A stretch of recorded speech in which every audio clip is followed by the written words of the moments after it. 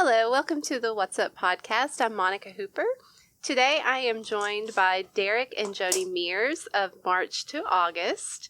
They are a folk and Americana duo. They were formerly Route 358, and now they are making music on their own. They just released a new album on May 26 called Way Back Home. Welcome, Jody and Derek.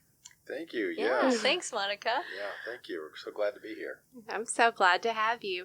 So this is your first album since you became March to August. First off, can you tell me a little bit about how you came up with the name March to August?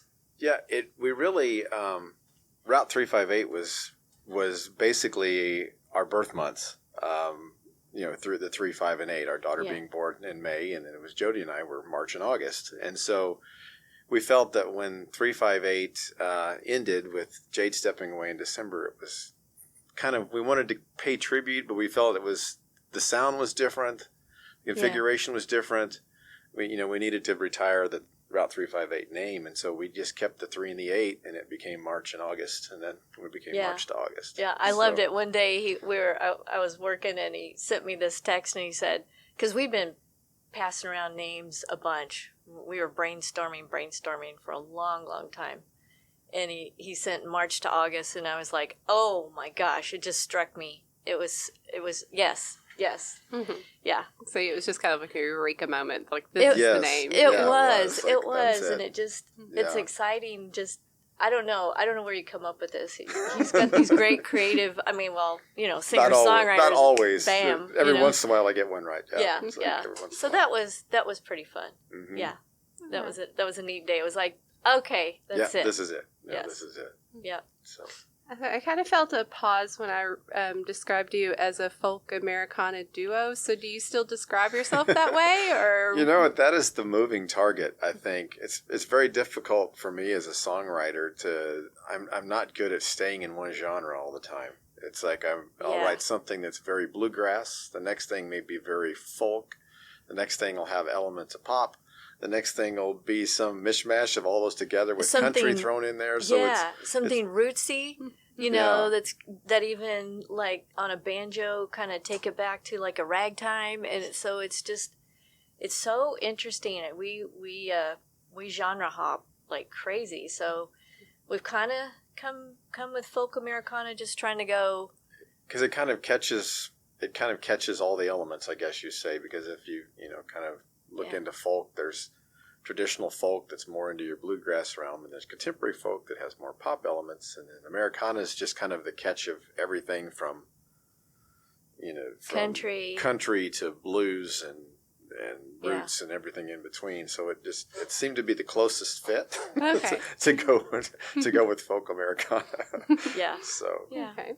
All right. So just before we get into talking about the new album, can you talk to me a little bit about how you two came to play music together? Were you together before the music, or did the music bring you together? Yeah, well, we've been together for a very long time. Long time. So I guess first started, I was a solo artist for several years. Singer-songwriter, and Jody was your first song that you wrote was for our wedding. Yeah. And it was just. Yeah, that was the first. I'll never forget that, because of course you're standing. I'm just boo-hooing, and he's up there singing this song. And So he's always been the singer-songwriter, and then I've kind of joined in as a wordsmith. That's a little bit of my background, is just. Yeah, she's great at saying that really makes no sense. Yeah. Well, like even one of the songs off the album saying, it used to be called Subway Station, and she goes, "Have you ever even been in a subway station?" It's like, well, no, of course. Well, so maybe we should try something different. Yeah. So we collaborate a lot in the songwriting, and have for a lot of years. But it was only until 2014. 8 years ago. Yeah, when Jody started playing along, playing music. As we started playing together when we started Route 358 was when Jody first started playing music together. And it was really an idea at the kitchen table when we'd first moved back to Northwest Arkansas, we're all kind of sitting around the kitchen table, and Jade, our daughter, just, I said something about like saying, man, I'd love to have a band. It'd be great to form a band. Great to have a band. Mm-hmm. Jade just jokingly says, well, we'll play with you. And then I took everybody seriously. And so here we are 8 years later, yes, still doing it, and, really still enjoying what we're doing as well. So that's kind of how it evolved from. I think it's also kind of a drive because you continue to write music, and I don't see that changing, and we continue to collaborate and kind of keep this. I don't know. It's hard to explain. I think it's so interesting for me, though, that the drive for me has been there for years. I've always been writing. The fact that when we started this, what's always surprising to me is that Jody's drive, that she's just as driven doing this as I am. It's like, it's kind of like a part of who we are anymore, I guess, is this. And so it's very interesting how that's evolved, because that was very unexpected to me that I always felt like, okay, I'm just dragging her along, dragging her along, and it's not the case. Sometimes she's more driven than I am at times, even. We kind of have that fluctuation. Okay. Yeah. All right. So, Jody, what instrument did you pick up first? The bass. Oh, wow, really? Yeah. So, what did I have first? I had a little Kala. It was a Kala ukulele bass. I had a Kala ukulele bass, and the reasoning behind it is it had rubber strings, because my hand, I have small hands, and it was small. It was a small instrument, and had a great sound. Mm-hmm. They really had a great sound to it. And then I just kind of started progressing from there. I went to a Taylor acoustic bass, which is also a small scale, and I really liked that. But I started getting feedback when we would play all together. It was just a little bit too much, and so then the search was on, and I ended up with a Hofner bass that I love, and it's a short scale, and it took three bass configurations to get to where we are. Well, actually, a couple more in between. There was a couple more in between. They're like, oh, that's too big. That's too heavy. Yeah. And then as we progressed more into when Route 358 ended, I picked up the stomp. So now I also play like a kick drum. So I play bass and kick drum, and now I'm working on harmony vocals. Mm-hmm. That's hard for me. I'm really nervous, about singing, but I'm gaining some confidence. So, yeah. And so, are these your first instruments? Did you ever play instruments at all when you were a kid? No. No, I didn't. No, I the funny thing, I've always loved to dance. And so I think the rhythm has always been there. I just have an innate, sense about rhythm, and I love different rhythms. I always wanted to play an instrument. My family we just weren't able to do that. I actually wanted to play violin so badly, and my mom just said we just can't afford that. It was just a tough thing back then.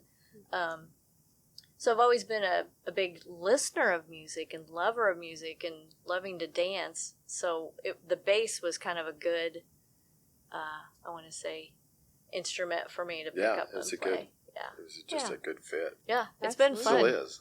It's always a good fit. Yeah.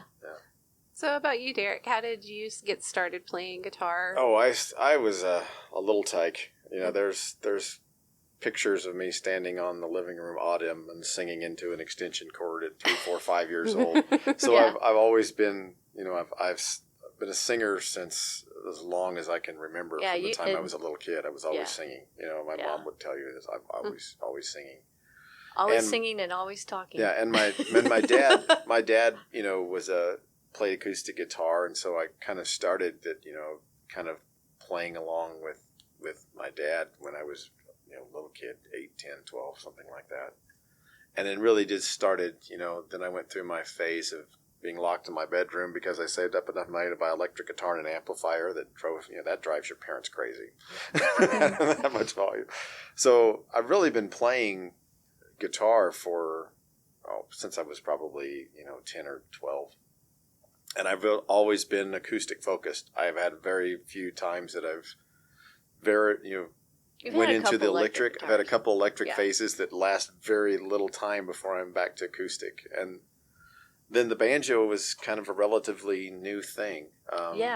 When we moved to Northwest Arkansas back in 2013 or 14, I got a gift card from work, and I'd bought my first banjo, and had no idea that was going to be something that became such a integral part of what we do. And so, it's kind of become, particularly in this album, I think this album is really we feature a lot more banjo parts to it, and I think that's kind of becoming about almost an equal part of what we do now too. And that's more of a relatively new instrument for me. I've been playing that since we started this in about 2014 or so.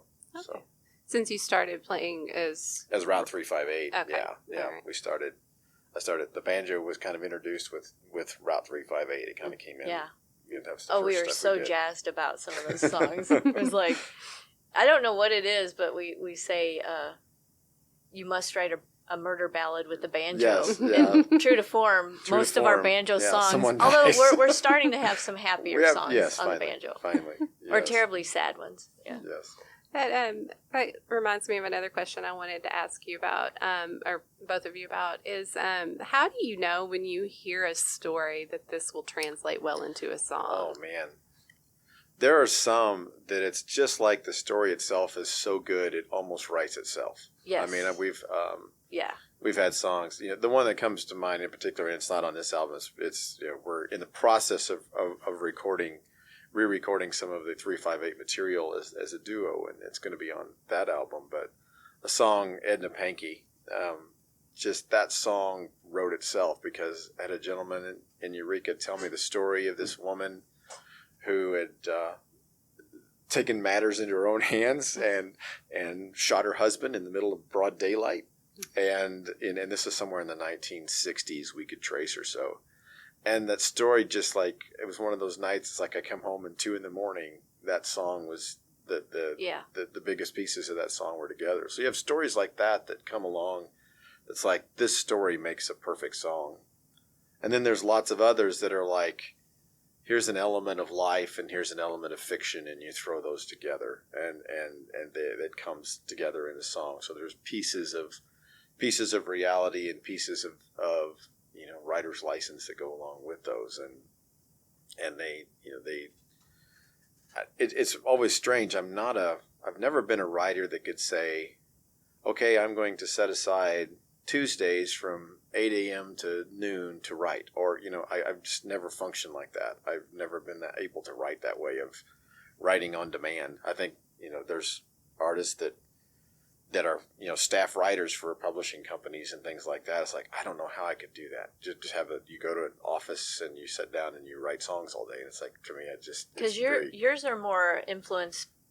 We always talk about a lot of the songs are just influenced by the stories we hear, the stories we read. We read a lot. Yeah, stories we read. I love young adult fiction. Mm-hmm. I read that like constantly because I can read them really fast. And there's some great historical fiction books out there.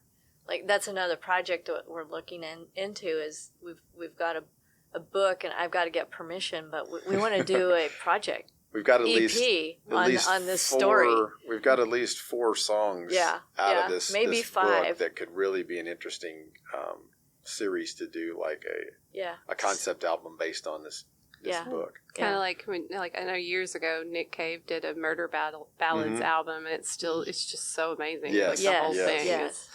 Tell you, another one is Marty Stewart and The Pilgrim. The Pilgrim. I will just put that. I have to listen to it in order, cover to cover, because the story is so amazing. Mm-hmm. Yeah, and that's.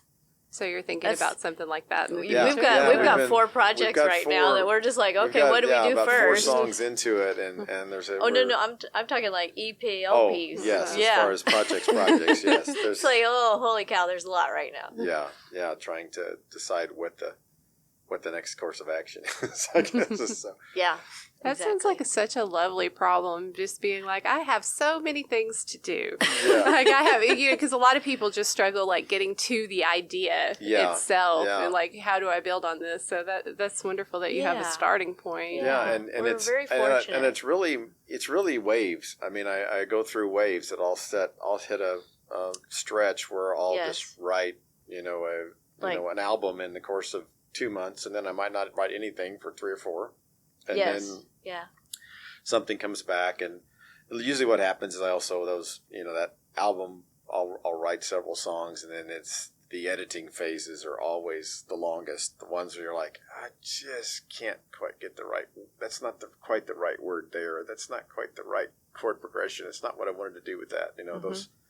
Those are the ones that take a while, and Jody really comes in and help with those of like going, what about this instead of this, or maybe that word was repeated too much, or maybe is there another way to say that more clearly, and and so those take the initial song gets down, and then it takes sometimes the editing phase takes longer than the writing phase. Yeah, sometimes. I understand that completely. Yeah.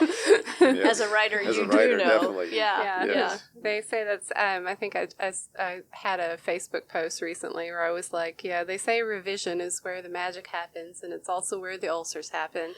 Because you just never know when do I leave this alone? Yes. Like, I've turned this sentence inside out 15 times. I just need to walk away. Yes. And that's a little sleep helps with that. Mm-hmm. Yeah. That's a big factor. Is just let it lie. Yeah. That's one of our favorites. Is let's let that lie for a little bit. We'll let come that back. simmer. I like that. Let that simmer for We'll me come too. back. It's going to simmer on the back burner for a little bit till I figure out where I'm going with that. So. Yep. Okay, well, so getting us to Way Back Home, which came out on May 26th. Can you tell me a little bit about getting that album together and? Yeah, this is our first album that we also self-produced, entirely self-produced, and so we recorded all the tracks ourselves in our home studio. It's the first time that we've done that we've recorded. Well, that we've done that we felt was successful. When we first started, we tried. Don't go there. Don't go there. Yeah, we tried. We tried. That wasn't a good phase, but let's go. I want to go back to the tracks because the album actually has a meaning. Okay. It really does because it starts with doesn't it start with meandering? Meandering, yeah. So that's another. So it's an instrumental, and there are a couple of songs on there that we said, "Wow, this feels like we're back to our roots, like more back to that bluegrass, more progressive bluegrass." I should say, yeah, more back to that progressive bluegrass. What did we want to combine with that and put on that? And then we started putting some songs down, and it was like, oh my gosh, we started telling the story of our whole journey through over 30 years. Yeah. And so this song was written such and such time, and this was such and such time, and it tells about this situation and this, and so on all the way through the whole album. And then do we end it with Way Back Home? We end with Way Back Home. Yeah. And that kind of brings us to current day. To now. Yeah. So we became more of a story album than we thought it was when we first started putting things together, because just the journey, it kind of started a little bit of here's some songs that we never recorded as 3-5-8 or that have been setting in the calendar, and then here's setting in the stack, the hopper. And then here's a series of new things that we've been working on, and so when it all came together, it was kind of like, wow, this actually makes some logical progression sense too, as well as just being a random stack of songs. So it really became really a way to tell our story too, which was really neat for the first album as March to August, of being able to say this is kind of the story where we've traveled. And so, since you've told the story musically, can you give us a little bit of a shortened version of how you met and your story? Oh. Yeah. So we were in college. Yeah, we were in college.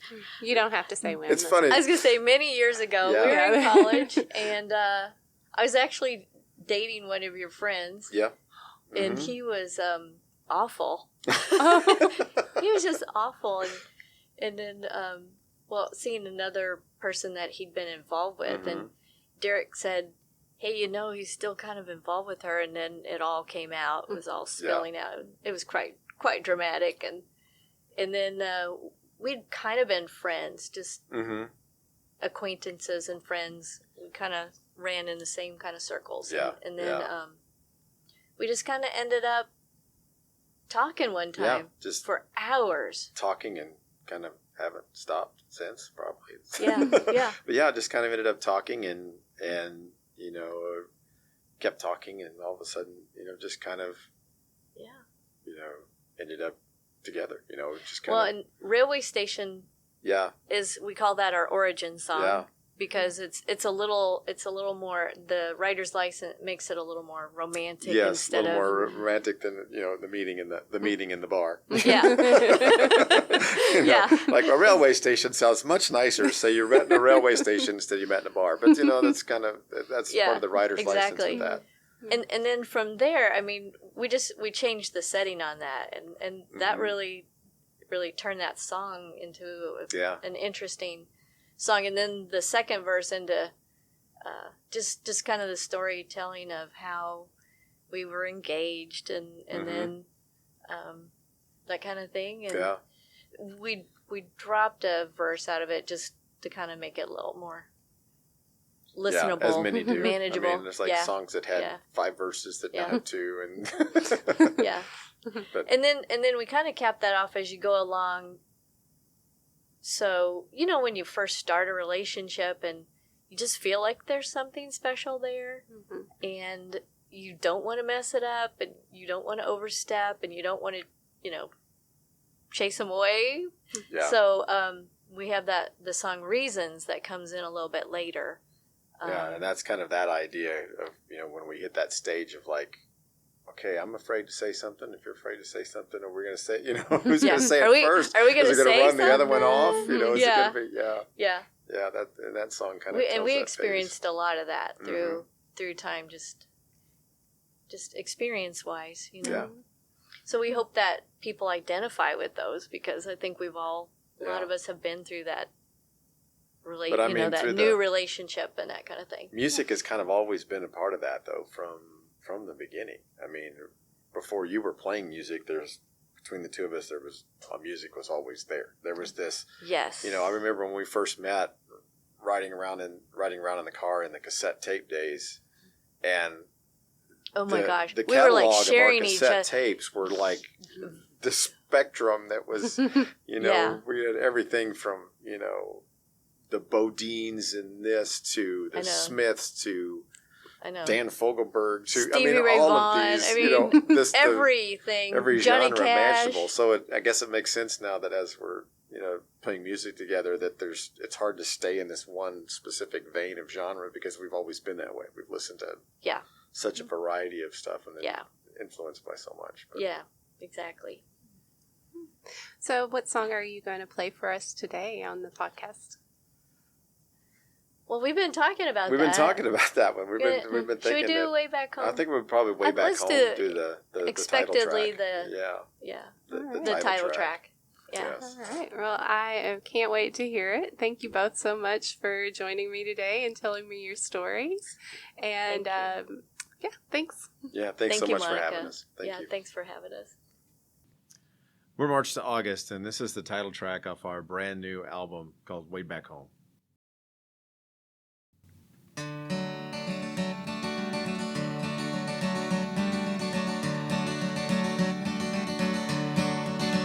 You look tired, I can tell you have not been sleeping well.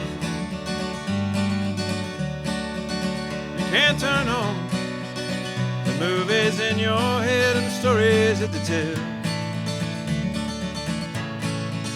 Everything can be perfect as much as we wish it were true. So whatever you do, take care of you. Burn that candle at both ends, but don't let the flame die away. Find a reason, relight the fire that burns inside of you each day. Though others' journeys seem easy, we don't walk the road they're on. And we always find a way back home. The race is on, the path we travel is crooked and steep. The road seems easier when we are mindful of the company we keep.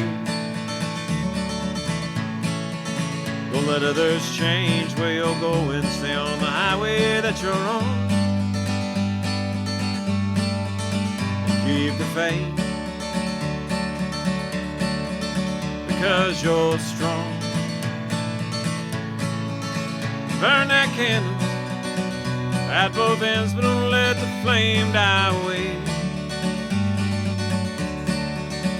Find a reason, relight the fire that burns inside of you each day. Though others' journeys seem easy, we don't walk the road they're on. And we always find a way back home.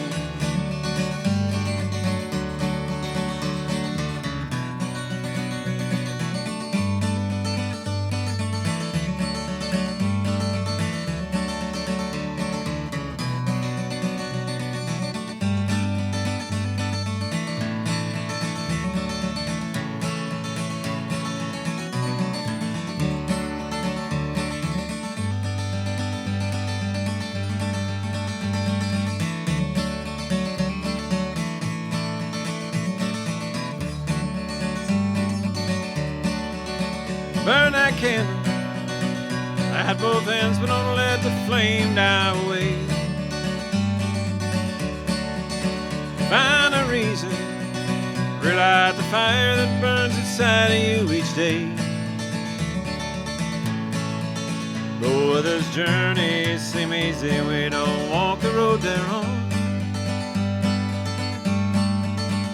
And we always find a way back home.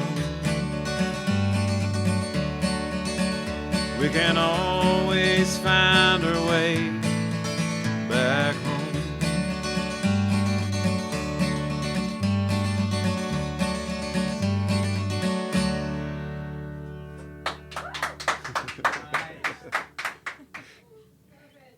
Thank you.